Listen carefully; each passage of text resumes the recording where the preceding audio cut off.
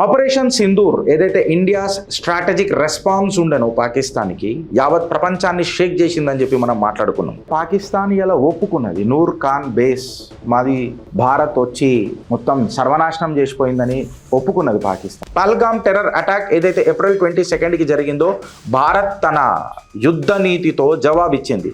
మే 7 నుంచి 10, 2025 మధ్యలో. ఇలా ఎయిర్ ఫోర్స్కి నేను అభినందనలు తెలియజేస్తున్నా, ఆ సైనికులకు పాదాభివందనం తెలియజేస్తున్నా.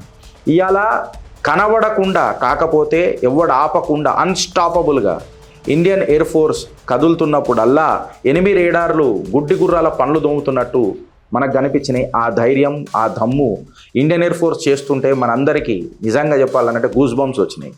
గౌరవనీయ ముఖ్యమంత్రికి చెప్తున్నా, నేను అడుగుతున్నా మీ భాషలనే, ఎవడు ముడ్డి ఎవడు గాల పెట్టిండు, ఎవడు ముడ్డి ఎవడు బలగొట్టిండు, ఎవరు పిర్రలు ఇలా పెంకల మీద కాల్నాయి అని చెప్పి నేను ఇలా మిమ్మల్ని అడుగుతున్నా.